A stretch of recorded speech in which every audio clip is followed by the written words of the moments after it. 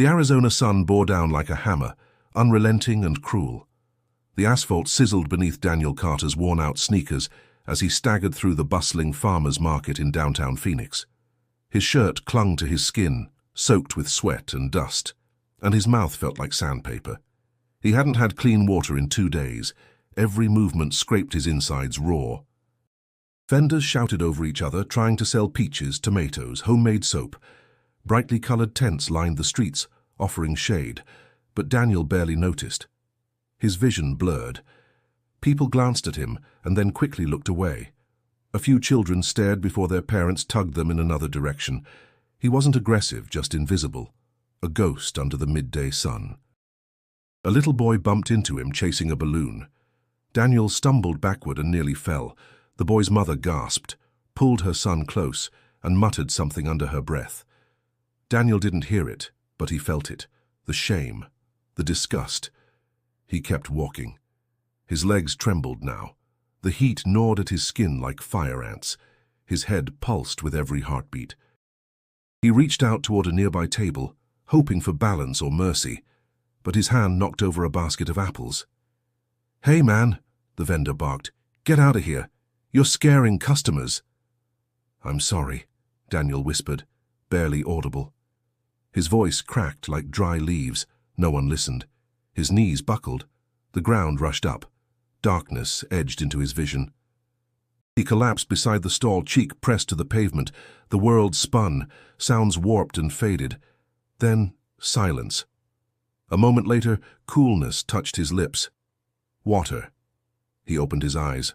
A woman knelt beside him, holding a clay jug.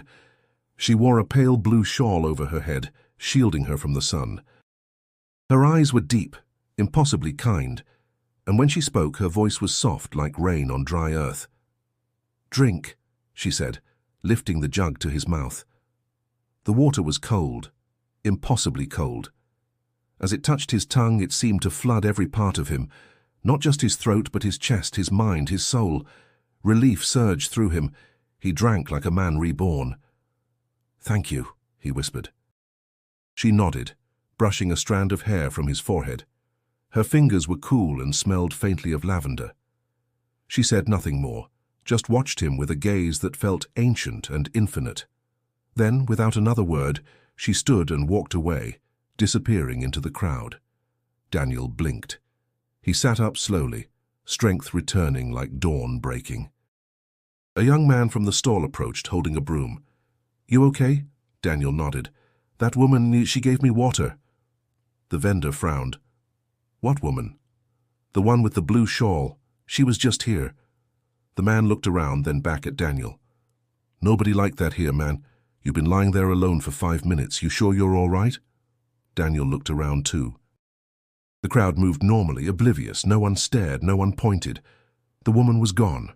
Not even a footprint, not a drop of spilled water. He stood slowly, heart thudding, confused, grateful, unsettled. Who was she? If you're drawn to stories that touch the soul, subscribe now and stay with us until the very end. This journey is just beginning. Daniel remained seated on the hot sidewalk, though the burning sensation beneath him no longer mattered. The taste of the water still lingered, pure, crisp, unlike anything he'd ever drunk.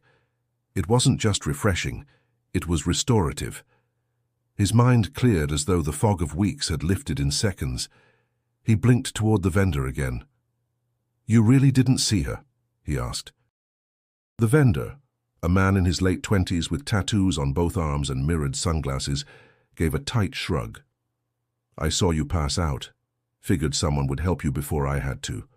But no lady. Just you." Daniel stood carefully, legs steadier now. The crowd seemed exactly the same. Parents guiding children, retirees examining peaches, teens laughing near a taco truck. Ordinary people in ordinary motion. But he felt changed, like the moment hadn't belonged to this place at all. He wandered back toward the center of the market, eyes scanning each tent, each face. He approached a woman arranging jars of honey. "Excuse me," he said, "have you seen a woman with a blue shawl? Long light-colored dress, maybe mid-50s. She shook her head. "No shawls today, hun." "Too hot for layers." Another vendor responded with a puzzled look. You mean someone selling something? No, she had a jug. Clay, I think. She gave me water. A little girl nearby tugged on her father's shirt. Daddy, I saw her too. The angel lady. Daniel turned instantly. You did? He asked, lowering himself to her eye level. She nodded solemnly. She smiled at me. She was glowing. Mommy said not to stare. Her father looked embarrassed. Sorry, man, kids and their imaginations. I'm not lying, the girl said, frowning. Daniel smiled gently. I believe you. She smiled back. She liked you. That comment stuck with him as he drifted away, replaying the interaction in his head. She liked you. Why would a stranger go out of her way to help someone like him? And how could she just vanish? He exited the market and walked 2 blocks to the edge of a small park. A dry fountain stood cracked and chipped in the middle. He sat on a bench, heart pounding again, not from dehydration, but confusion. He'd grown used to being overlooked, dismissed, or cursed at. That's what life on the streets had taught him. You were either a threat or a nuisance. But that woman, whoever she was, saw him, really saw him. He closed his eyes, replaying the sound of her voice. Just one word. Drink. The way she said it, though, it carried weight, like it wasn't a suggestion, like it was a calling, a command from something older than this place. His mind wandered to things he hadn't thought about in years. Childhood Sundays in church. His mother's rosary on the nightstand, the statue of Mary that always looked like it was crying. No, he whispered, that's crazy. He stood again, brushing dust from his jeans. They were stiff and crusted. His shoes had holes. His shirt smelled like weeks of sweat. No one with that kind of presence, kindness, should have even looked at him, let alone touched him. He didn't deserve grace. And yet, the water was real, the taste, the strength it gave him.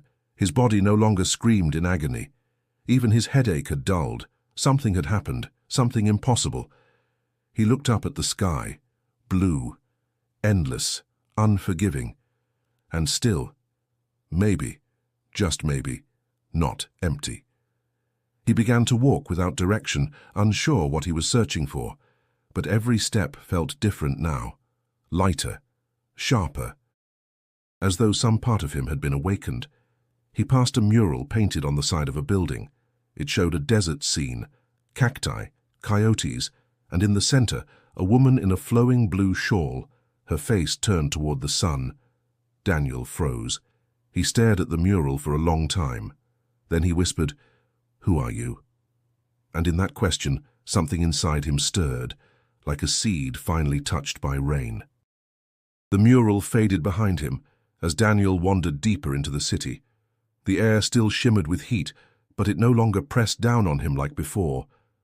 Something had shifted. The woman's face haunted his thoughts, not with fear, but with an unsettling calm that left him feeling exposed, seen. He walked past shuttered storefronts and faded billboards, down alleys he knew too well. Phoenix was a city of sharp edges.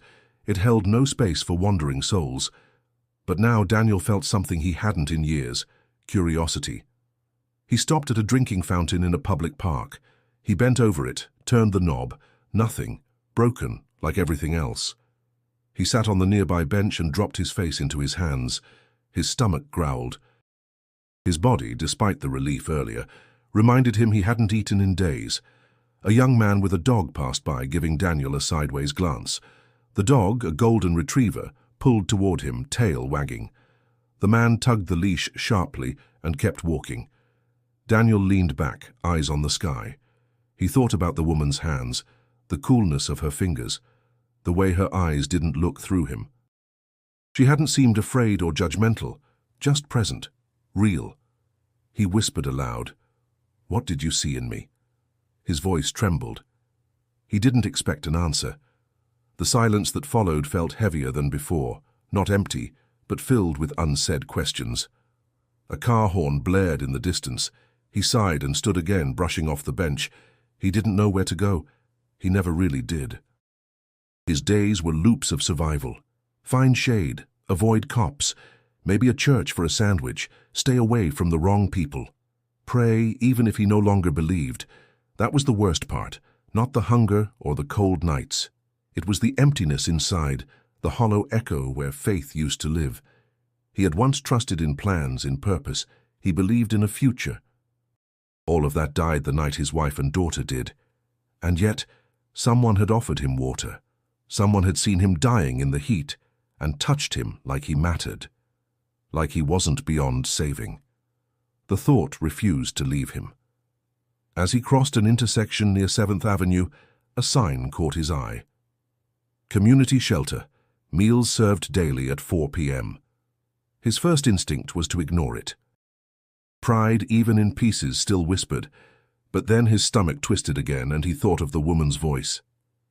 Drink. He walked toward the sign.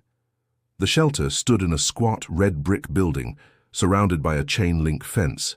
A few people milled about outside, most as ragged as he was. A woman with a shaved head leaned against the wall, smoking. A young man with a duffel bag sat on the curb, mumbling to himself. As Daniel approached, the front door opened, and a volunteer stepped out holding a clipboard. "Hey," she called. "You here for a meal or a bed?" Daniel hesitated. I think just a meal." "Come on in. Food starts in 30. You can sit and cool off." She looked to be in her 40s with short, practical hair and kind eyes that had seen a lot. Her name tag read, Linda. Inside, the air conditioning wrapped around him like a mercy. The smell of stew and cornbread hit his senses like a wave. He didn't realize how close he was to tears until Linda gently guided him toward a seat. "You look like you've had a rough one," she said. He nodded slowly. "Yeah, it's been a long road." "Well," she said, offering a faint smile, "you're here now. That counts." Daniel looked around at the rows of chairs, the soft hum of fans, the buzz of quiet conversation. He didn't know what this place would mean yet, but for the first time in years, he felt the weight in his chest begin to shift. Maybe, just maybe, he'd found the edge of something new. The smell of warm food lingered in the air long after dinner had ended. Daniel sat at a long folding table in the back corner of the shelter, surrounded by others who, like him, had no place else to go. Styrofoam bowls and plastic spoons were scattered across the table, remnants of beef stew and cornbread now gone. His stomach, finally full, rumbled in protest at the unfamiliar sensation. The low murmur of voices filled the room. People traded stories, complaints, and crude jokes. Daniel listened in silence. It had been so long since he sat at a table with others. The clatter of dishes, the scrape of chairs, even the dim fluorescent lights, all of it felt distant, like he was watching a world that no longer included him. Across from him sat a wiry man with sun-scorched skin and a twitch in his jaw. He eyed Daniel for a long moment before leaning in. "First night?" Daniel nodded. The man smirked. "You'll get used to it. Or you won't." "Don't matter much either way." "Thanks," Daniel said quietly, unsure if it was sarcasm or honesty. "I'm Troy," the man added, stabbing at his tray with a plastic fork. "Daniel." Troy tilted his head. "You got that look." "What look?" "The one people get when they still think someone's coming to save them." Daniel offered a tight, humorless smile. "No one's coming." "Good," Troy said, leaning back. "Then maybe you'll make it." Before Daniel could respond, Linda walked past their table carrying a stack of napkins. "Troy, play nice," she said without looking up. Troy chuckled. "Always, Miss Linda." Daniel watched her move through the room with practiced ease. She greeted people by name, touched shoulders gently, picked up trash without hesitation. She was efficient but not cold, something rare in the places he'd passed through. When she returned, she handed Daniel a folded blanket. "We're full up on beds tonight, but there's a quiet spot in the back hallway. It's cleaner than most." "Thank you," he said. "You're lucky. Father Michael's here tonight. He usually only stops by on Wednesdays." "Who?" She smiled. "You'll see." The back hallway was narrow, dimly lit, and lined with stacked crates of canned goods, but it was quiet, and the floor was clean. Daniel laid the blanket down and sat with his back against the wall. He could still hear the low voices from the common room, but they felt far away. A few minutes later, a figure appeared at the end of the hall. An older man with silver hair, simple black clothes and tired but kind eyes. He walked slowly, as if listening with each step. "You must be Daniel," he said, stopping a few feet away. Daniel blinked. "How do you know my name?" "Linda told me. I'm Father Michael. I run this place with a few others." Daniel hesitated. "You're a priest?" "I am. But tonight, I'm just here to listen." "If you want." Silence stretched between them. Daniel stared at the floor, then back at the man. "I saw someone today," he said at last. "At the market. A woman. Gave me water. I passed out, but when I woke up, she was there. She looked at me like I wasn't broken." Father Michael lowered himself to sit across from him, back against the opposite wall. "And now you're wondering why?" Daniel nodded. "That's the question that starts everything," Father Michael said softly. "Not why you suffered, not why you're here, but why grace chooses to come to the broken." Daniel looked away, emotions rising in his throat. "You don't have to believe in anything tonight," the priest added, "but the fact that you're asking, it means something's still alive in you." Daniel closed his eyes. The woman's face, the water, the mural, they all returned in fragments. For the first time in years, he didn't feel entirely alone. And somewhere, deep inside, he felt the beginning of a question forming, not out of despair, but longing. Daniel lay awake on the floor of the dim hallway, the blanket pulled up to his chest, though the warmth of the desert night made it unnecessary. A faint hum from a nearby vending machine buzzed in the background, steady and rhythmic. But his mind offered no such comfort. It raced, fast, chaotic, looping through a gallery of ghosts. He tried to shut it off, focus on the cool linoleum beneath him, the scent of canned tomatoes nearby, even the muffled laughter from the other room. But none of it worked. The moment his eyes closed, the memories returned. Rachel's voice, Emma's laugh, the sound of tires screeching, the shatter of glass. Then silence. He squeezed his eyes tighter, but it was no use. The past didn't knock. It barged in. He remembered the morning of the accident. It had been sunny, warm, not unlike today. They'd been arguing. Something stupid. He'd forgotten to pick up something for school. Or maybe it was about money. He'd raised his voice. Rachel had gone quiet, as she always did when she felt hurt. Emma was in the back seat, swinging her legs, singing some song from preschool. And then, nothing. A red light, a truck that didn't stop. He woke up in the hospital, alone, broken ribs, a concussion. A nurse with tired eyes said the words in a monotone. They didn't make it. He hadn't cried at first, just stared, for hours. It was like watching the world from underwater, muted, slow, surreal. He remembered screaming into the empty apartment 2 weeks later, smashing plates, tearing photos, sitting on the kitchen floor with a bottle in one hand and Rachel's scarf in the other. That's when the drinking started. Then the drifting. The shelter walls felt too quiet now, like they could hear him thinking. He sat up, pressing his palms to his eyes. In the hallway's faint light, the worn Bible on the shelf caught his attention. Someone had left it next to a stack of pamphlets.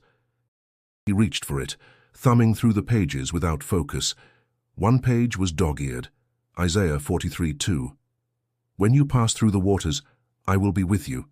He stopped, read it again. He wasn't sure what startled him more, the fact that it was the exact page someone had marked, or that it felt like it had been left for him. He didn't believe in signs, not since the funeral. But today, something had shifted. In the early morning, the shelter offered group therapy. Daniel hadn't planned on joining, but when Linda gave him a look, half invitation, half challenge, he followed. The room was small, folding chairs in a circle, a coffee pot steaming in the corner. People shared their stories. A woman named Carla talked about losing her house after her cancer treatment bankrupted her. An older man, Jerome, admitted to 30 years of addiction. When it came to Daniel, he hesitated. His mouth opened, then closed again. "I used to be an architect," he finally said. "Had a wife, a daughter, We were normal, happy.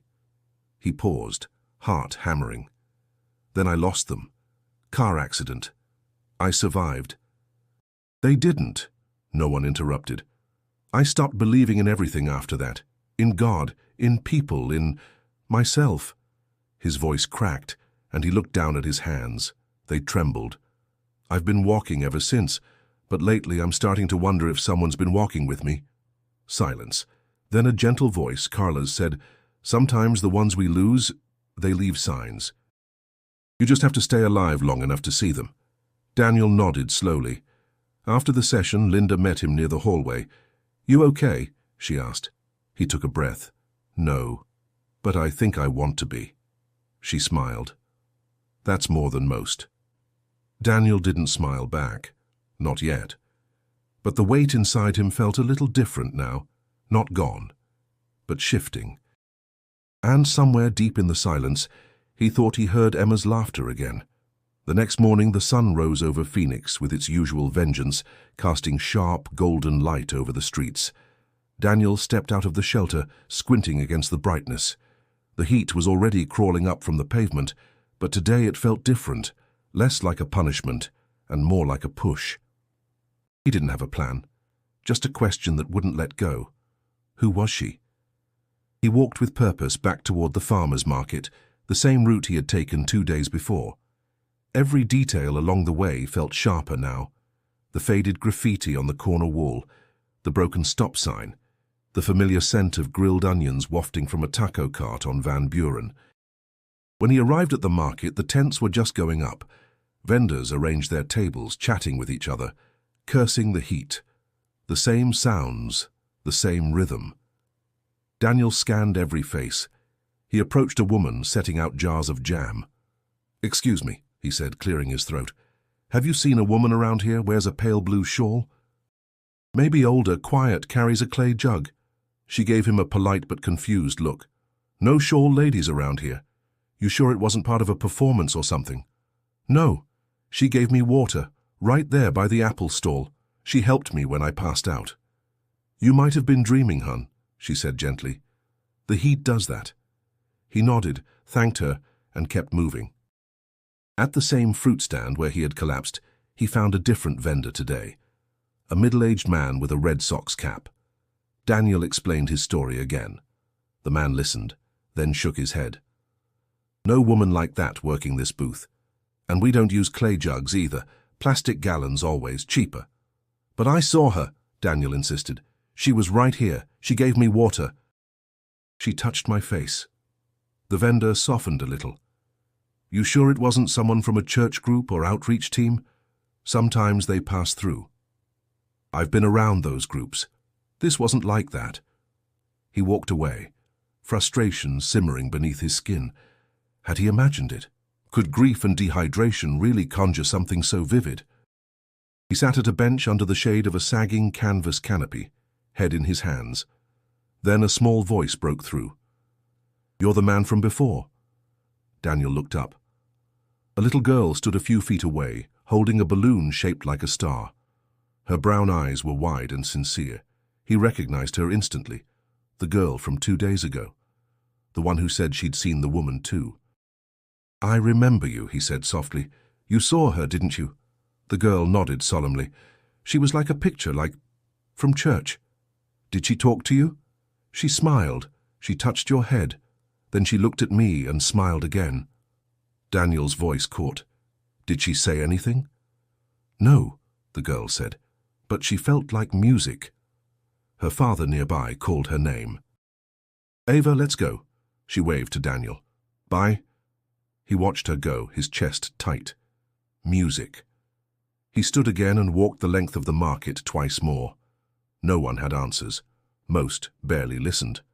A few offered half smiles, clearly indulging a desperate man's fantasy. But Ava had seen her too. That couldn't be dismissed.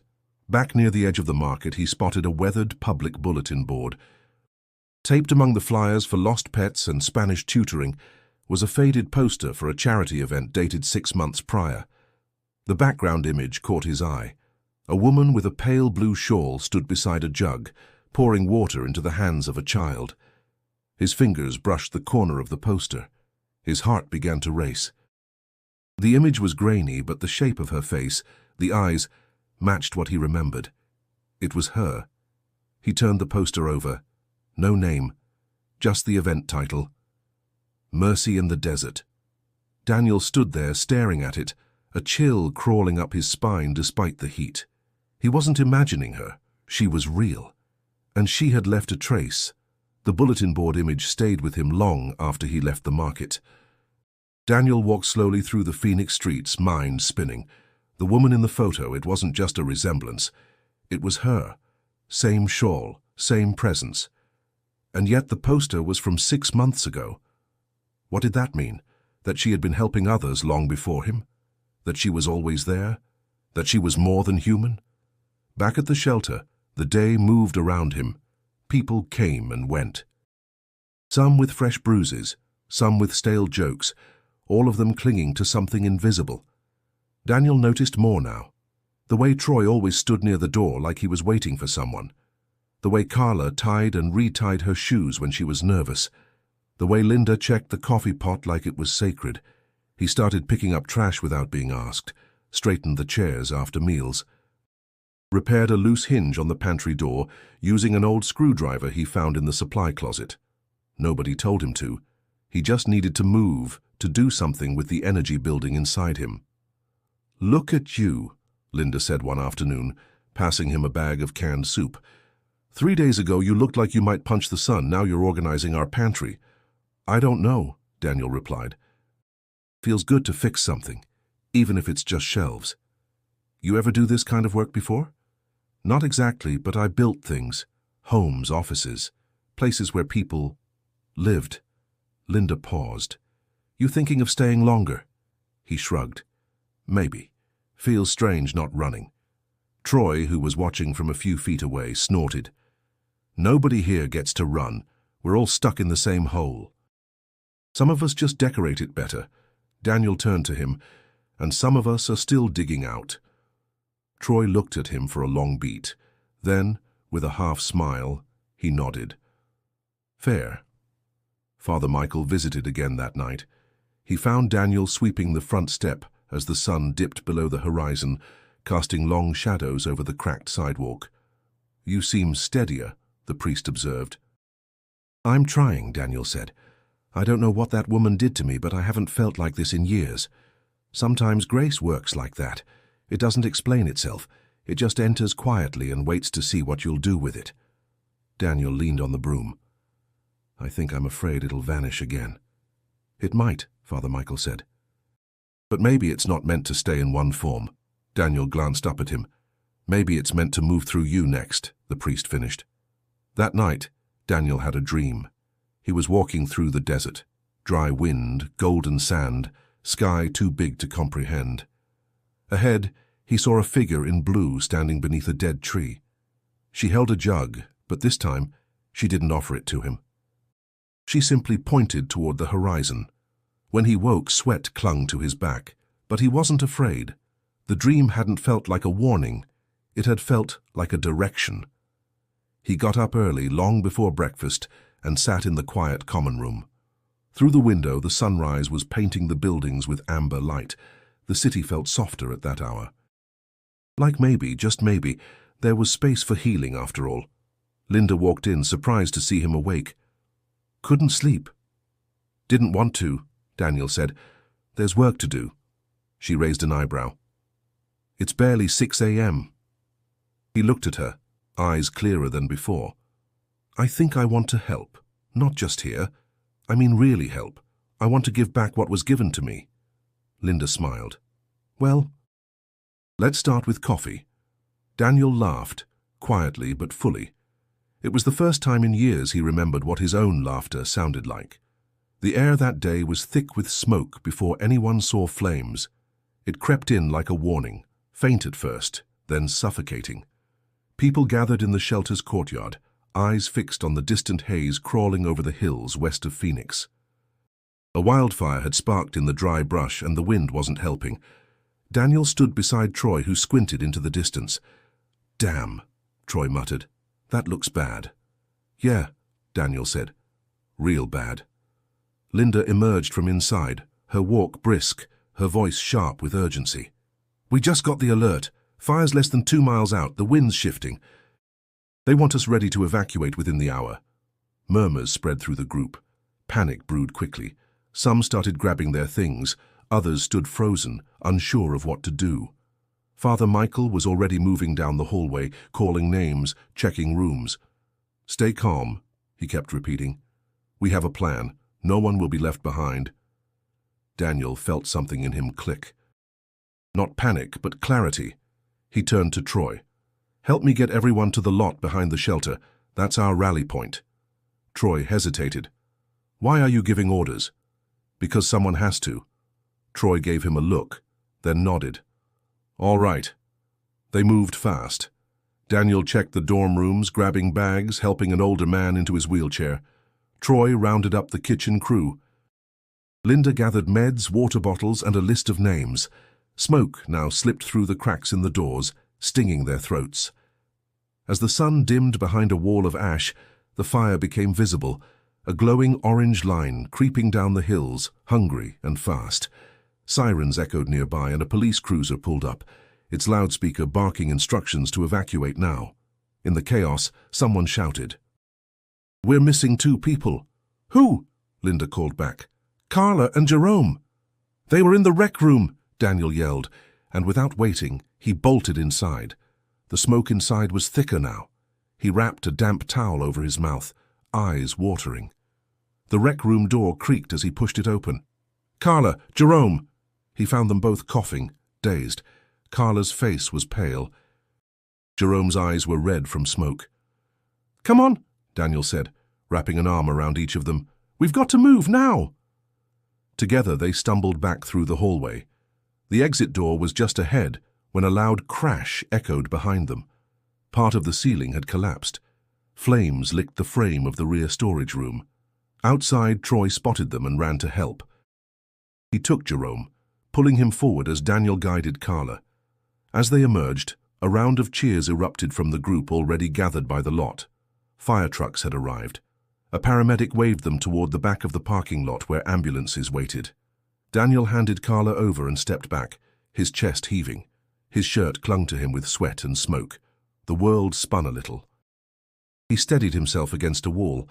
Then through the thick curtain of smoke and flashing lights he saw her. At the edge of the street, half hidden behind a fire truck, stood a figure draped in a pale blue shawl. She didn't move, didn't speak. But even through the smoke he knew it was her. Their eyes met. No one else seemed to notice her. A second passed. Then she turned and disappeared into the smoke. Daniel didn't follow. He just watched, heart pounding, not with fear but awe. There was no question now. She had been there. Again. Later, as night fell and the fire was declared contained, Daniel sat on the curb beside Troy. You saved them, Troy said. All of us. Daniel looked out into the dark, the sky still tinged red on the horizon. I wasn't alone, he said. Troy lit a cigarette, took a long drag. No, man, you weren't. And neither of them said another word. The shelter had suffered damage, but no lives were lost. The building would need repairs, maybe weeks of closure. Temporary arrangements were made. Local churches opened their basements, volunteers brought supplies, and the city coordinated with shelters across town. Daniel sat beside Troy in a makeshift clinic, set up in a church fellowship hall. The room smelled of antiseptic and coffee. Folding beds lined the walls. Fluorescent lights flickered slightly above. Troy's right arm was wrapped in gauze, burned from a falling ember during the evacuation. He winced as a nurse changed the bandage. You should have left me, man, he muttered, teeth clenched. Daniel shook his head. That's not how I'm built. Troy grunted. You used to be homeless and pissed at the world 3 days ago. Now you're playing hero. I'm not playing anything, Daniel said. I just couldn't let you die. Troy looked away, jaw tight. Then after a pause he spoke again, voice lower. My brother died in a fire. Daniel looked at him surprised. Apartment building, Brooklyn. I was 17, he was 8. I made it out, he didn't. Troy's eyes glistened, but he didn't blink. I froze, couldn't go back for him. I see his face every damn time I close my eyes. Daniel swallowed. I'm sorry. That's why I never trust people, Troy said. Why I pick fights. It's easier to push everyone away before they remind me of what I didn't do. Daniel let the silence settle. I lost my wife and daughter, he said. Car accident. I survived. They didn't. Troy blinked slowly. We both carry ghosts. I think they carry us too, Daniel whispered. They sat there, wounded but unspokenly connected. Two broken men, not fixed, but seen. Later a nurse approached them, middle-aged, grey streaks in her hair, soft-spoken. Are you the one who carried out the woman during the fire? She asked Daniel. Carla, yeah. She's stable now, she asked for you. Daniel nodded. Thanks. As he stood, the nurse added, I saw something strange that night. He turned back. There was a woman near the fire line, pale shawl, jug in her hand. Daniel's heart pounded. You saw her too. She gave water to a firefighter. Then disappeared. No one else noticed her. I don't know what I thought. Daniel looked down. She's not just a woman. I figured, the nurse said softly. Later that evening, Daniel walked to a quiet corner of the church courtyard.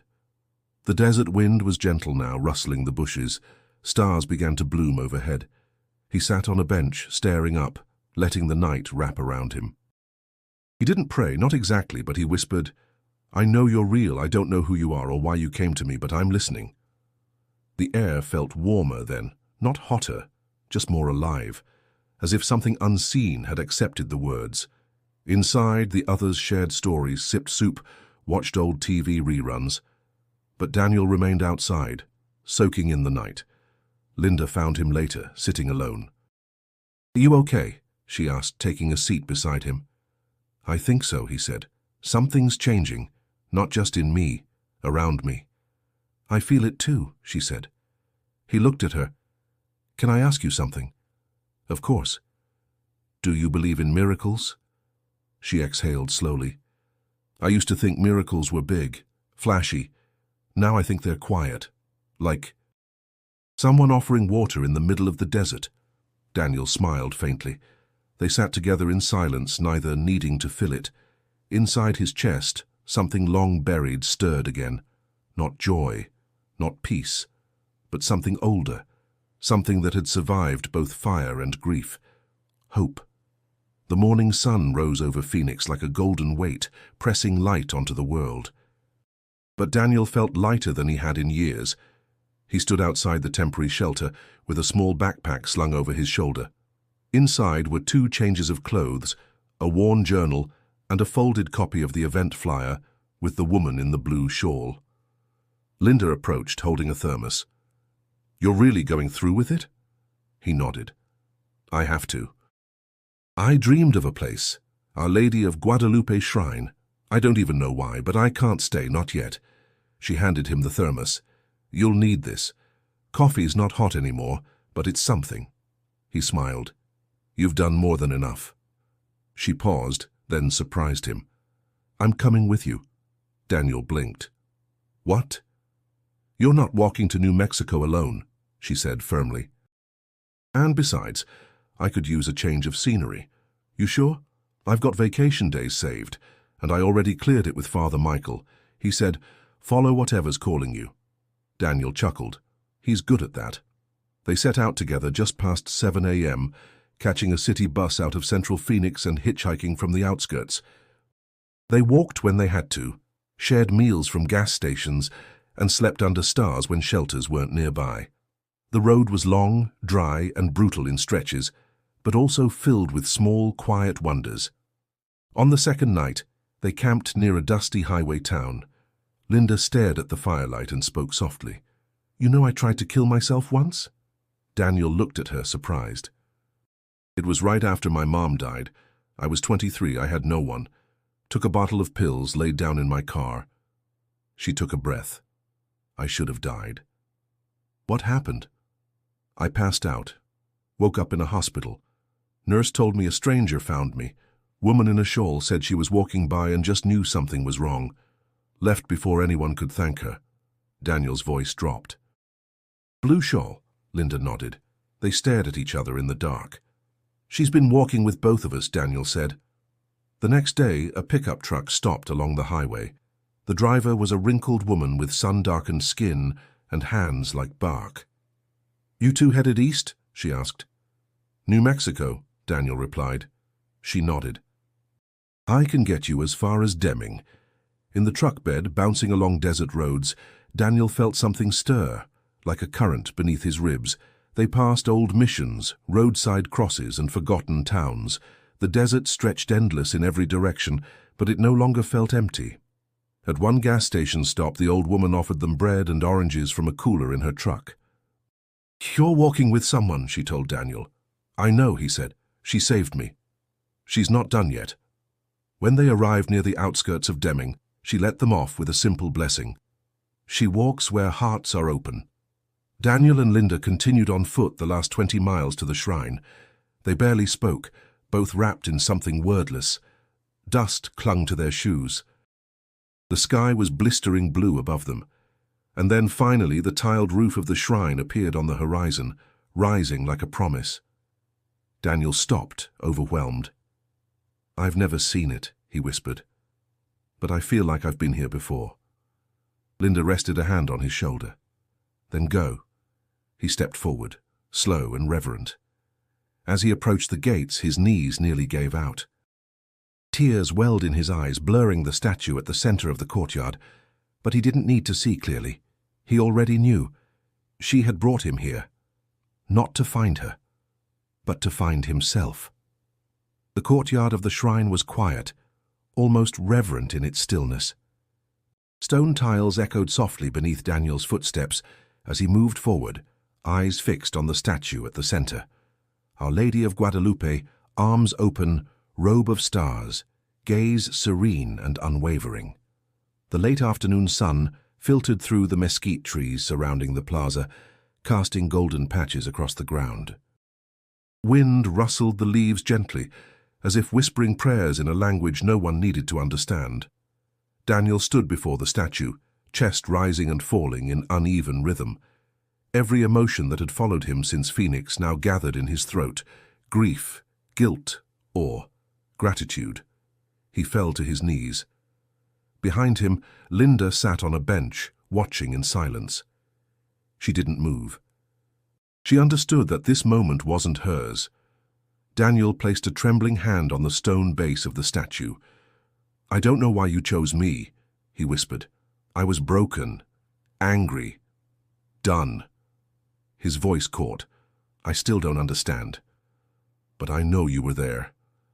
I know you saw me. Tears slipped down his cheeks. He didn't wipe them away. I spent years begging for a reason to live. And you gave me water. A soft breeze passed through the courtyard, and with it a sudden warmth, not heat from the sun, but something deeper, something internal, as if his chest was no longer hollow, but full of light too vast to contain. He opened his eyes and saw her, not in flesh, not clearly, just a form in the crowd near the garden entrance, pale blue shawl, head bowed, watching. He didn't blink, he didn't speak. He simply stared, heart pounding. Their eyes met, and in that second, everything fell away. Fear, doubt, pain. She smiled, a simple, small smile that carried eternity in it. Then she turned, stepping back into the flow of people, and vanished behind the columns. Daniel didn't chase her. He didn't need to. She had come one last time, not to show him something new, but to confirm what had already bloomed inside him. He remained there, still kneeling, letting the silence hold him. It was not empty. It was alive. Later, he joined Linda near the side garden. They sat beneath a tree where hundreds of ribbons and notes were tied, prayers left by other pilgrims. She looked at him. You saw her again, didn't you? He nodded. Linda didn't ask for details. She didn't need them. What now? She asked gently. I go back, he said. Not because I'm finished, but because I'm ready to begin. They sat in silence a while longer. Birds chirped from the trees. A group of elderly women nearby prayed the rosary, voices rhythmic and soft like waves against a shore. Daniel walked to the ribbon tree and tied a strip of his old shirt to one of the branches. He whispered nothing. No request, no plea, just a silent promise. That night, they stayed in a guest house near the shrine. Daniel looked at his reflection in the mirror before bed. Same face, same worn features, but something had changed. His eyes no longer looked lost. He didn't dream. He didn't have to. The journey had already written its message inside him, one step at a time. And now, for the first time in years, Daniel Carter knew where he was going, not driven by escape or sorrow, but led by something greater, something he had once thought he'd lost forever: faith. Back in Phoenix, the sky looked different, same sun, same dust in the wind, but it didn't press down on Daniel anymore. He stood in front of the shelter, now partially rebuilt, scaffolding still hugging its western side. A new sign hung above the door: St. Luke's Community Home. The word shelter had been painted over. Inside, the place buzzed with quiet motion. People sorting clothes, setting tables, replacing ceiling tiles. Daniel stepped in, greeted by familiar faces. Carla waved from the kitchen. Jerome sat in the corner, reading aloud to a newcomer. A soft ripple of recognition followed Daniel's steps. Respect, not awe. No one called him a hero, no one had to. Father Michael emerged from the hallway, wiping paint from his hands. "Welcome back," Daniel nodded. "Feels good to be here." "You look lighter." "I am." They shook hands, firm and warm. Troy hobbled into the room, arm still stiff from the burns but healing. "Heard the prophet returned," he said with a grin. "Careful," Daniel replied, smiling. "That kind of talk gets you more chores." Troy handed him a clipboard. "Good. I like to supervise." Daniel read the page. Volunteer shifts, training schedules, outreach rotations. His name was already penciled in as a mentor. "You okay with this?" Father Michael asked. "I wouldn't be anywhere else," Daniel said. That afternoon, Daniel and Troy ran a small group session with 5 new arrivals. Each face reminded him of who he had been: tired, raw, suspended between survival and surrender. He listened more than he spoke. He knew now that silence, when shared, could heal just as much as words. Later, while organizing supplies, Linda entered the room holding a plastic tub full of toiletries. "Your handwriting's all over these labels," she said. "I'm reclaiming my architect roots." She laughed. "Well, your symmetry is healing people's hygiene routines." They sat for a moment, catching their breath. Linda looked at him with something between fondness and gratitude. "For you were right to go," she said. "You were right to come." She nodded. "I've been thinking about something. I want to do more, not just here. I want to reach the ones who never make it through that door." Daniel tilted his head. "Like street outreach?" "Yeah. Portable care. Supplies. Conversations. Hope." He smiled. "Then we do it. Together." In the weeks that followed, they built a program, simple at first. A van packed with water, socks, blankets, journals, and open ears. They named it Steps Forward. Every Friday and Sunday, they drove through alleyways, underpasses, bus stops, handing out what they had, asking nothing in return. The first time they stopped, a man sitting beneath a freeway overpass stared up at Daniel, eyes wary. Daniel knelt, handed him a bottle of water, and said only, "I see you." The man didn't respond, but he took the water. That was enough. One evening, as they parked near a park on Van Buren, Linda turned to Daniel. "You ever think she's still watching?" "I don't have to," he said. "I feel her." They exited the van. The sun was setting, gold streaks bleeding across the sky.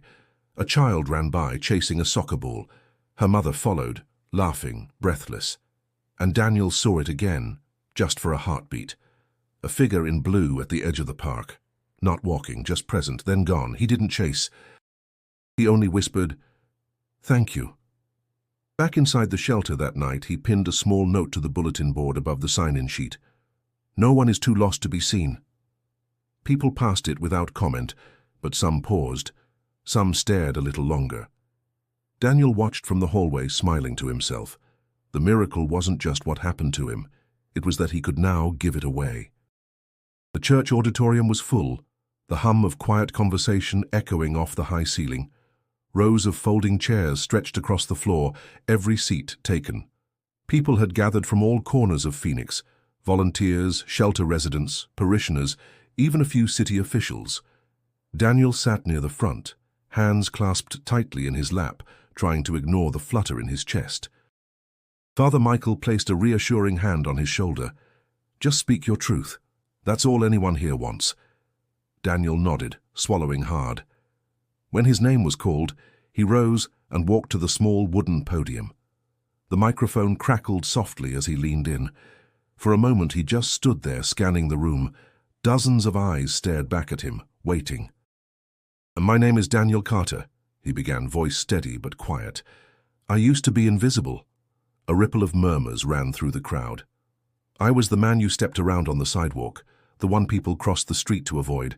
I was angry, broken, and I thought my life ended the day I lost my wife and daughter." His throat tightened, but he pressed on. "For years I wandered, drinking, hiding, waiting for death to find me, and I didn't believe in anything anymore." He paused, hands gripping the podium, "until the day a woman gave me water at a market." The audience went still. She wore a blue shawl.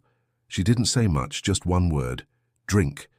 But the way she looked at me, it was like she saw past all the dirt, all the anger, all the failure. For the first time in years, I felt human. He let the silence hang for a beat before continuing. "I searched for her.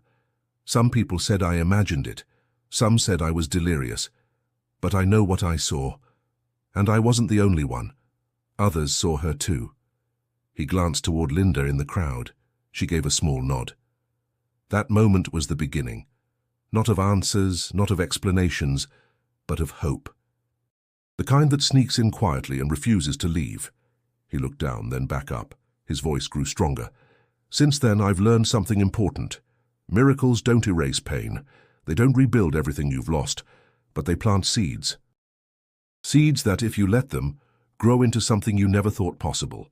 He gestured toward the back of the room, where some of the shelter residents sat. "I found family again here, people who carry scars like mine, people who thought they were done, only to realize they were still breathing, still capable of giving." He took a breath, steadying himself for the final words. "I don't know why I was given water that day. I don't know why she chose me, but I know this. We're all here to give that same water to someone else, not just bottles or meals, but dignity, hope, a reason to believe again." The room was silent. Then, slowly, someone began to clap. Soon the sound swelled into a thunderous ovation. People stood. Some cried openly. Daniel stepped back, overwhelmed.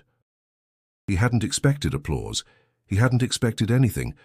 But what filled the room wasn't about him. It was about the truth he had carried forward. Afterward, as people shook his hand and thanked him, Father Michael leaned close. "You didn't just tell them about a miracle," he said. "You became one."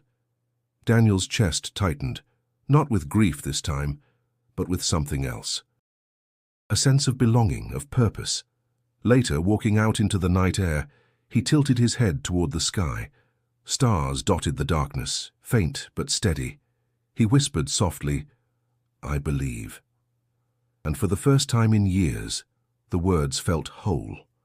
The city was wrapped in December's chill, the desert air sharper than usual, carrying a faint scent of mesquite smoke from nearby neighborhoods. Christmas lights glittered across houses and storefronts, a patchwork of color against the night. Inside the shelter, the mood was lighter than it had been in months. Laughter drifted from the common room, where residents shared donated cookies and hot cocoa. Daniel stood near the hallway, taking it all in. For years, Christmas had been unbearable, an annual reminder of what he had lost. But tonight, as he watched Troy help a child string paper ornaments onto a tree, it felt different. He wasn't outside looking in anymore. He was part of it. Linda approached, holding 2 steaming cups. "Peppermint cocoa," she said. "Father Michael went overboard with the marshmallows." Daniel smiled and accepted the cup. Overboard isn't always bad. They sipped in silence, the hum of chatter surrounding them. Daniel let his eyes drift to the corner of the room where a small nativity set had been placed on a wooden table. Its figures were chipped, the paint faded. Still, there was something sacred in the simplicity of it. Later that night, long after most had gone to bed, Daniel walked through the quiet halls, checking doors, picking up stray cups and napkins. The shelter felt like a living thing now, its walls carrying the echoes of lives being rebuilt. When he reached his cot, something stopped him. On the blanket lay a folded envelope and a neatly folded shawl, pale blue. His chest tightened. Hands trembling, he opened the envelope. The handwriting was elegant, flowing, timeless. "Keep giving water, I am always near." The words blurred as his eyes filled. He touched the shawl. It was soft, worn, carrying a faint scent of lavender, just as he remembered. He sank to his knees, clutching it to his chest, and for the first time, his tears were not of grief, but of peace. Footsteps echoed softly in the hallway. It was a young woman, maybe 20, thin and weary, carrying a small child wrapped in a blanket. She froze when she saw him, embarrassment flickering in her eyes. "I didn't mean to wake anyone," she whispered. Daniel stood, quickly brushing his face. "You didn't. Do you need help?" She hesitated. I have nowhere else to go." He nodded gently. "You're safe here." As she stepped closer, her eyes fell on the shawl draped across his arm. She gasped. "That's hers," she said. Daniel's breath caught. "What do you mean?" The young woman smiled faintly, as if recalling a memory. "She came to me once, years ago.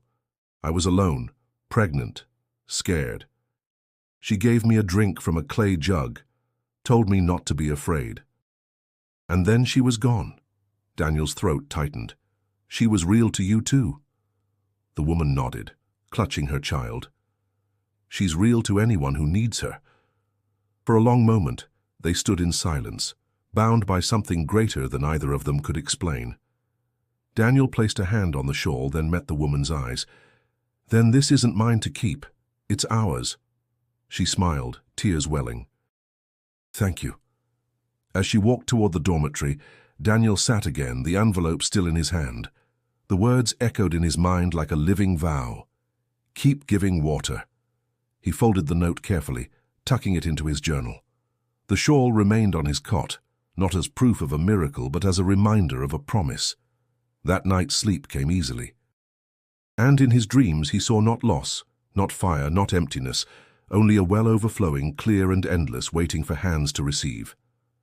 Spring came to Phoenix with a gentler sun, the desert in bloom.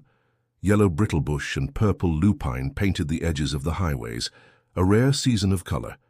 In the heart of the city, where despair had once seemed permanent, something new had taken root. On Jefferson Street stood a renovated building, its brick walls freshly painted, its door wide open. Above it hung a new sign in bold letters, "The Blue Ladies' House." Daniel stood in the doorway, watching as volunteers carried in boxes of supplies, canned goods, bottled water, stacks of blankets. Children played in the courtyard. A mural had been painted along one wall, a woman in a pale blue shawl pouring water into open hands. Linda joined him, clipboard in hand, eyes shining with pride. "We're officially at capacity," she said, "and it's only been 3 weeks." "That's a good problem," Daniel replied. Troy limped out from the kitchen, grinning. "Lunch is chilly, don't complain, I'm cooking." Daniel laughed. "If it's edible, that's already a miracle." The three of them stood together, an unlikely trio bound not by blood but by survival, by choice. Around them, men and women who had once been lost, now worked side by side, serving the new arrivals. The cycle had changed. Those once rescued had become rescuers. That evening, as the sun dipped low, Daniel gathered the residents and volunteers in the common room. The light poured through the windows, golden and soft. "I want to tell you why we named this place the Blue Ladies' House," he said, his voice steady but filled with emotion. "Some of you already know. Years ago, when I was at my lowest, a woman offered me water at a market. She saw me when no one else would. She saved me, and she appeared again and again, reminding me that life wasn't finished with me yet." He paused, letting the quiet settle over the room. She wore a blue shawl. To me, she was more than a stranger. She was mercy itself.